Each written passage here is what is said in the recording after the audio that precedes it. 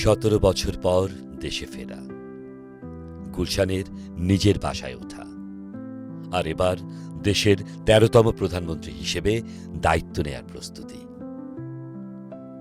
Tarique Rahman, BNP chairman, ত্রয়োদশ জাতীয় সংসদ নির্বাচনে নিরঙ্কুশ জয়ের পর এখন দেশের নতুন প্রধানমন্ত্রী।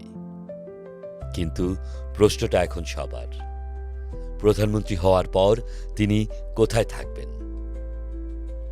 বাংলাদেশের প্রধানমন্ত্রীর সরকারি বাসভবন মানেই ছিল গণভবন। তবে বর্তমানে সেটি আর সরকারি বাসভবন হিসেবে ব্যবহৃত হচ্ছে না, এটি এখন জুলাই স্মৃতি জাদুঘর। অন্যদিকে নতুন প্রধানমন্ত্রীর জন্য যে স্থায়ী সরকারি বাসভবন নির্মাণের পরিকল্পনা নেওয়া হয়েছে, সেটির কাজ এখনো শেষ হয়নি। তাহলে আপাতত কি হচ্ছে?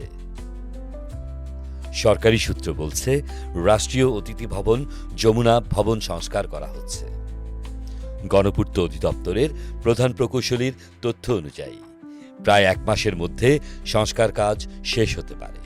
তবে চূড়ান্ত সিদ্ধান্ত নির্ভর করবে প্রধানমন্ত্রীর ওপরই।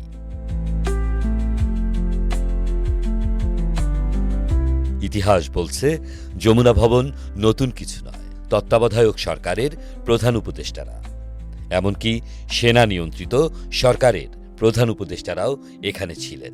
2024 সালে অন্তর্বর্তী সরকারের প্রধান উপদেষ্টা ডক্টর মোহাম্মদ ইউনূসও এখানেই অবস্থান করছিলেন। অর্থাৎ অন্তর্বর্তী সমাধান হিসেবে যমুনা ভবনই এখন সবচেয়ে বাস্তবসম্মত ঠিকানা। তবে স্থায়ী আবাসনের পরিকল্পনাও এগিয়ে চলছে। নতুন সরকারি বাসভবনের জন্য শেরেবাংলা নগরে 2টি জায়গা বিবেচনায় ছিল। একটি সংসদ ভবন এলাকার স্পিকার ও ডেপুটি স্পিকারের বাসভবন এলাকা, অন্যটি প্রতিরক্ষা মন্ত্রণালয় সংলগ্ন এলাকা। শেষ পর্যন্ত প্রতিরক্ষা মন্ত্রণালয় এলাকার স্থানটি চূড়ান্তভাবে নির্ধারণ করা হয়েছে। গণপূর্ত বিভাগ বলছে, এটি আন্তর্জাতিক মানের থেকেও উন্নত একটি নিরাপদ ও আধুনিক বাসভবন হিসেবে গড়ে তোলার পরিকল্পনা রয়েছে। তবে সবকিছু নির্ভর করছে প্রধানমন্ত্রীর চূড়ান্ত অনুমোদনের পর। সেই অনুমোদন মিললেই প্রকল্পের শেষ ধাপে যাবে নির্মাণ কাজ। সুতরাং ছবিটা পরিষ্কার।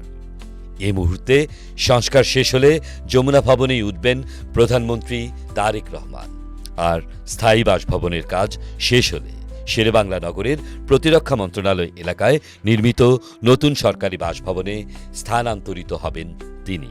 নতুন সরকার, নতুন প্রধানমন্ত্রী, আর তার আবাসন ঘিরে এখন স্বাভাবিকভাবেই কৌতূহল দেশ জুড়ে। আহমেদ শাহেদ, বাংলা বাজার পত্রিকা, ডিজিটাল।